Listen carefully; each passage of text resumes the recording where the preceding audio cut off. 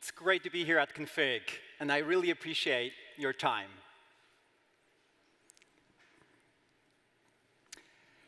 Picture the following moment. You have an idea, an insight, a little spark, and before that idea disappears or turns into something unrelated, morphs into something unrelated, you want to capture it. And you want to kind of make sure that you can capture it, and so you maybe kind of open up your design tool, you create a file, you name it, you start drawing a shape, and maybe auto layout fights you a little bit, and then there's ding, a Slack notification that draws on your attention, and it's kind of tricky. And we weren't able to just quickly express that original raw insight that we had.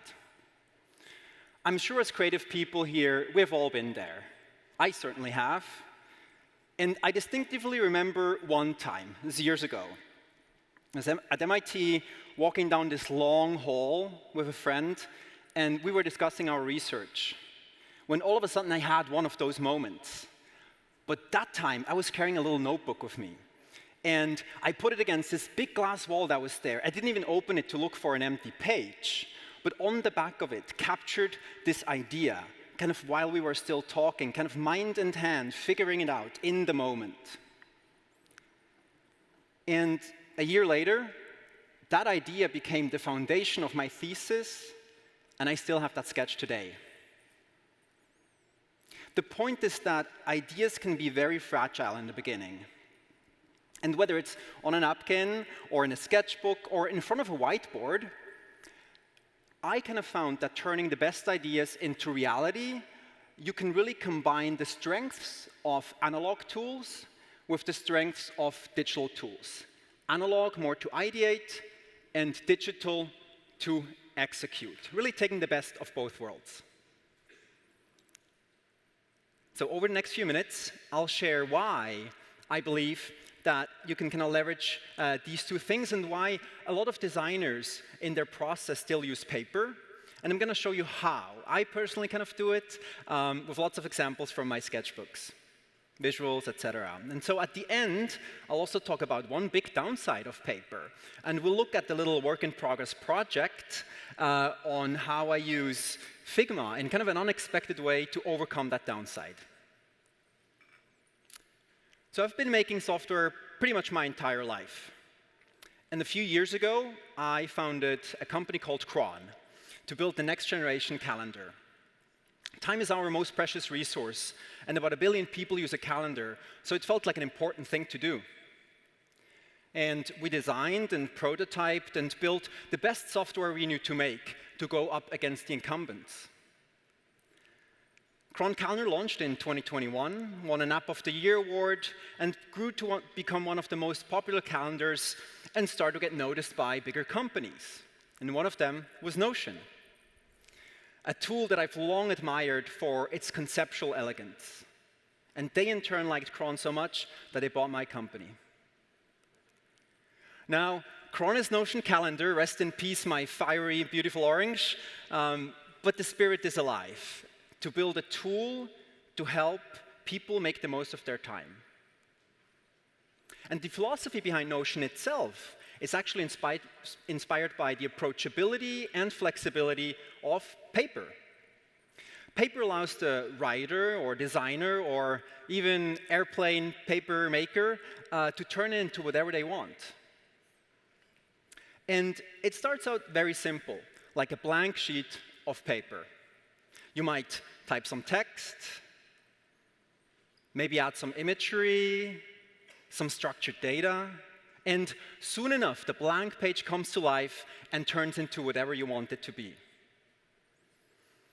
When designing the apps that I worked on over the years, paper, alongside Figma, of course, played a key role as an ideation tool. So let's have a look behind the scenes. There are really few rules to sketching, and really only pen and paper are required.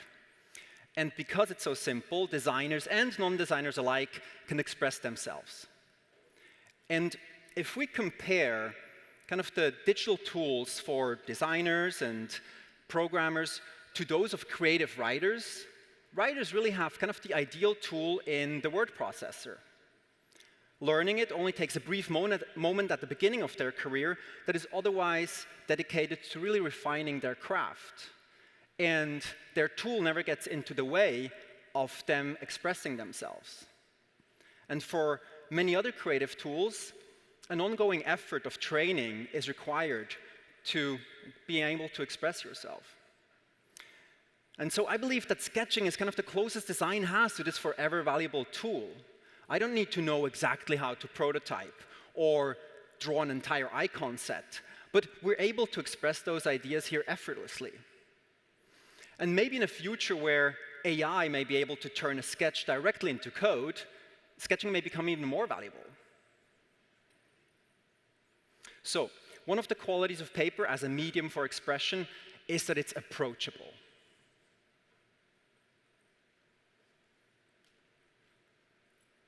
Sketched ideas will naturally also inherit the freedom afforded by the medium, usually kind of leading to more ambitious UIs. Here, we see how we're not constrained by what we're able to prototype, not constrained by what we're able to technically actually do in the end.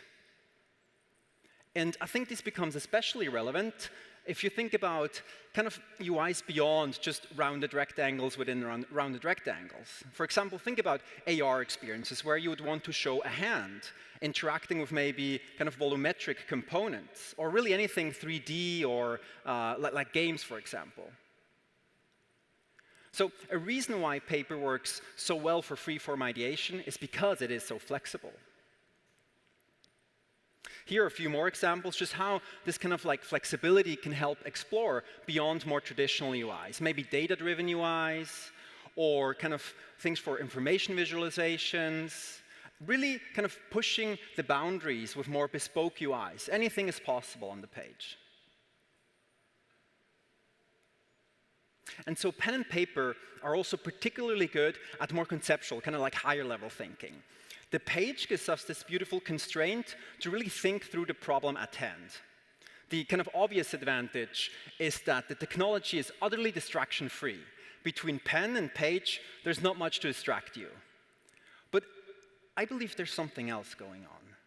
It's like the hand is connected, or the mind is connected to the hand, is connected to the pen, and it's almost like a thinking hand can kind of augment the designer to tap into even more creativity than just the mind alone. Isn't that fascinating? And so the page can really help in focusing our thinking before jumping into the pixels. Sometimes when an idea is still early, you're not quite ready to maybe jump into mocks and kind of already get into the details, but you already want to communicate a concept or a whole end-to-end flow. And that's when kind of like a rough picture is worth 1,000 words.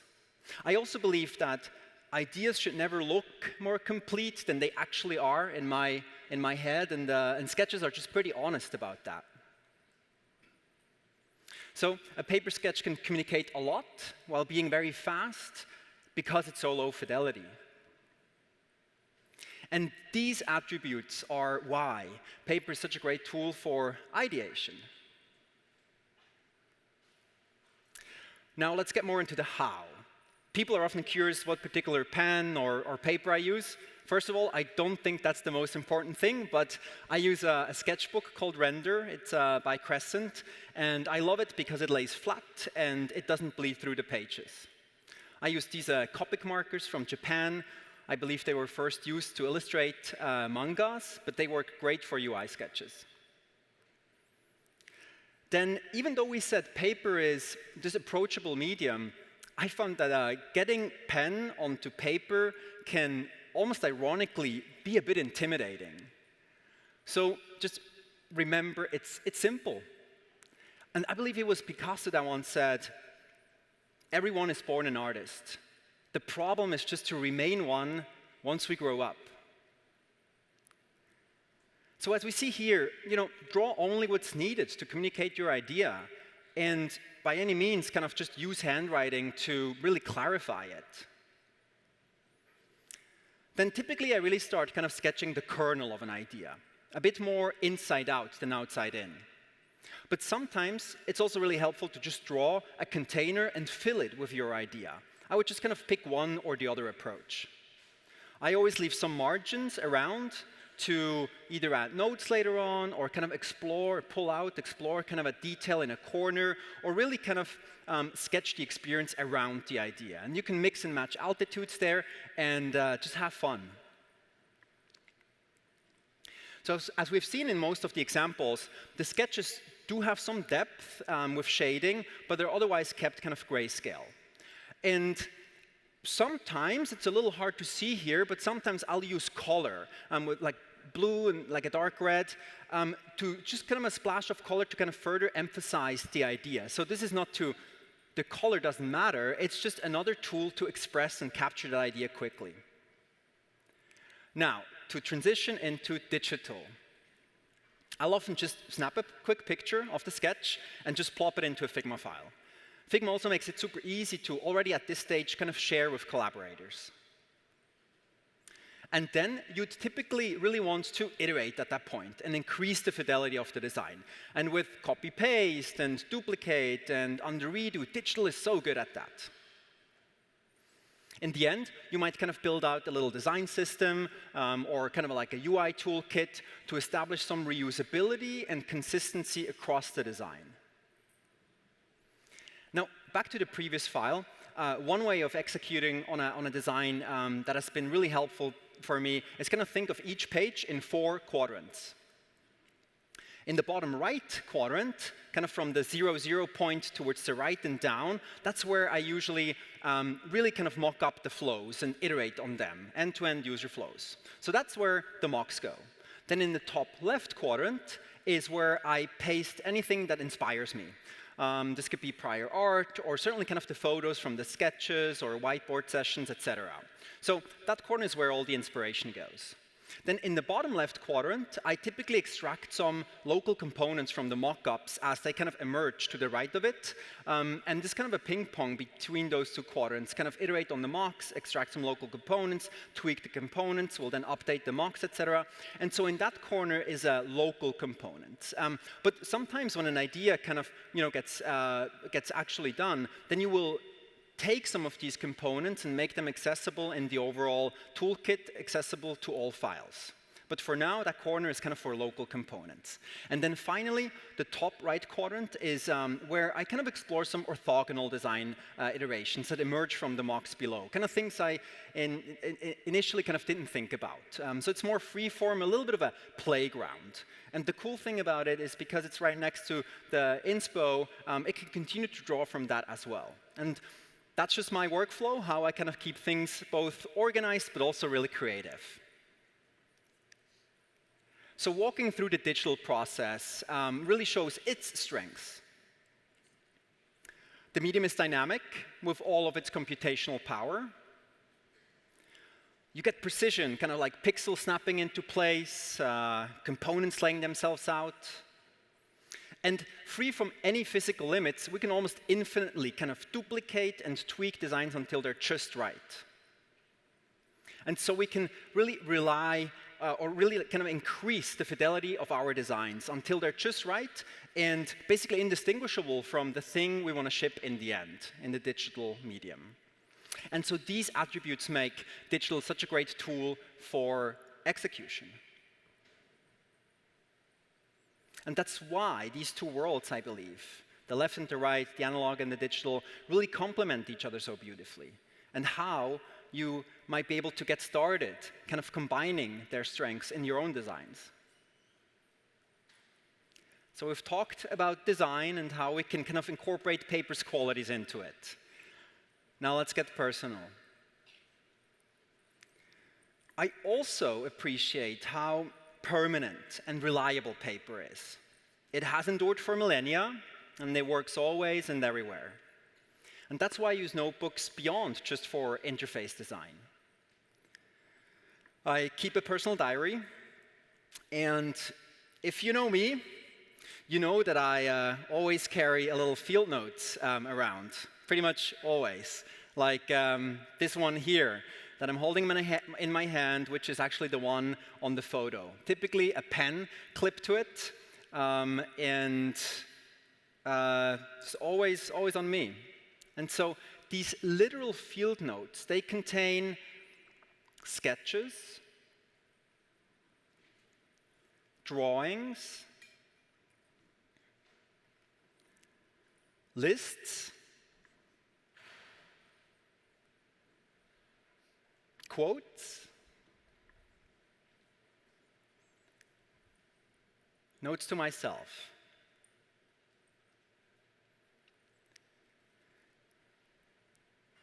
So it's a single notebook for a bit of everything.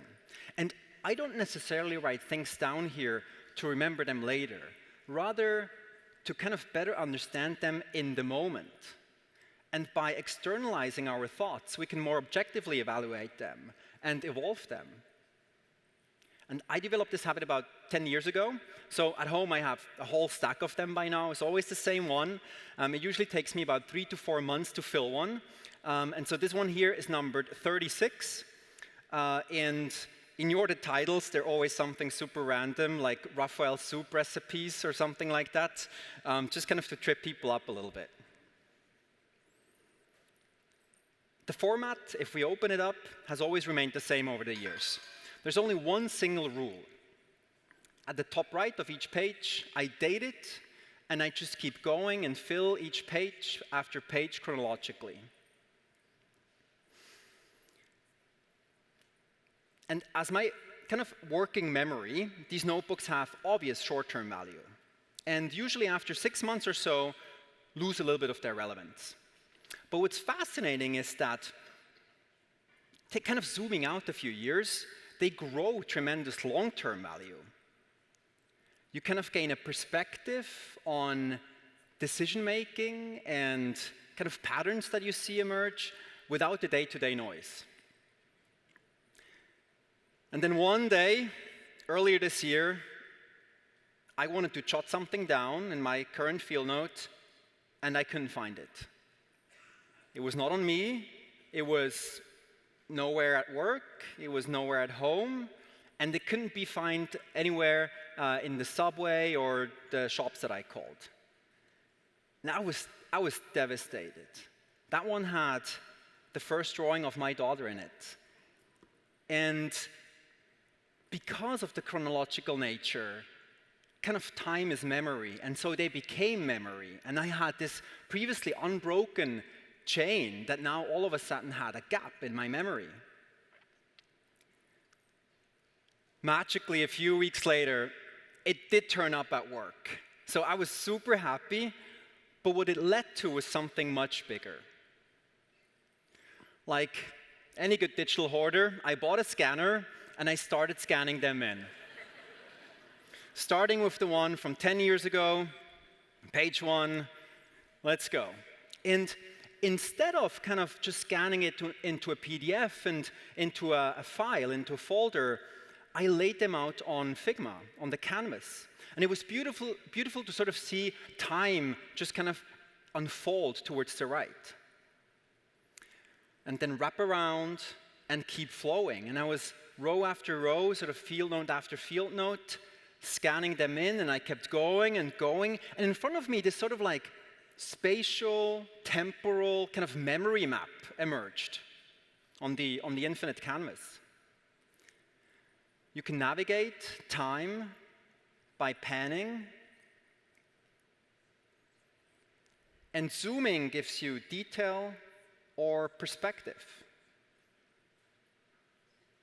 Another great thing was that I could really start annotating these field notes, because chronological is great for capturing, kind of dumping things out of your brain, but retrieval is a bit trickier. And so in Figma with Command F, I could now search the entire kind of infinite canvas. And as an example here, anything about the topic of maps or mapping was instantly available to me. And so the way this currently works is that I started transcribing these pages and just put text layers behind the high-resolution scans. And in the future, I believe that handwriting recognition gets good enough that you can automate the step, or I could also kind of farm out what I did manually with something like Mechanical Turk to kind of speed things up. So you can imagine that once you do have this immense corpus of data, you can basically build a second brain. A little assistant could kind of pop up in the bottom right, perhaps implemented as a Figma plugin, and it would know anything that I ever wrote down. I could pretty much ask it any question, like, when did I first have the idea for Cron? Who makes me happy? What have I learned about design? And with that, I would have loved to inspire you to add some paper to your life. It's really a beautiful medium and storage device. And with a little bit of luck, maybe our notebooks are going to be around a long time from now in the future and inspire future generations. And that's where I thought I would end today, by showing you this work-in-progress project. But what happened was, when I went through them, I came across these things that I did actually learn about design, these little nuggets of kind of like, things that I jotted down along the way. And so I thought, what better way than ending today than passing them on and sharing them with you. And these are by no means kind of like a set of grand design principles or anything like that. It's just things that I jotted down along the way, and maybe you jot down some of them too. Functionality versus quality versus time is the closest design has to kind of a law of nature. Choose wisely.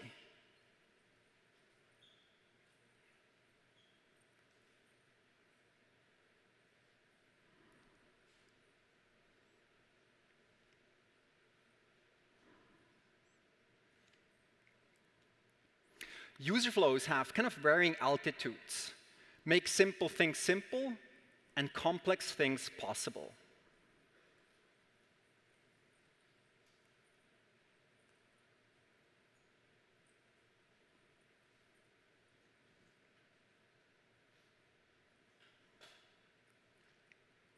Add features deliberately. You choose your users as much as they choose you.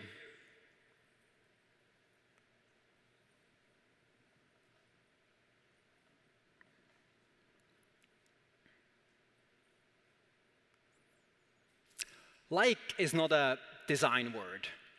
Use works or doesn't work.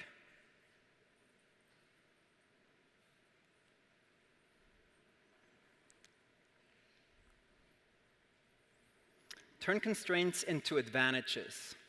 That is the beauty of design.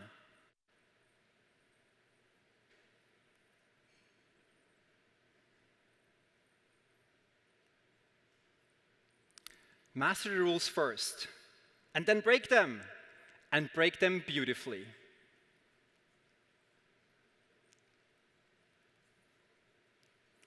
And finally, there's no perfect next move, but nothing will change until you create. Start now.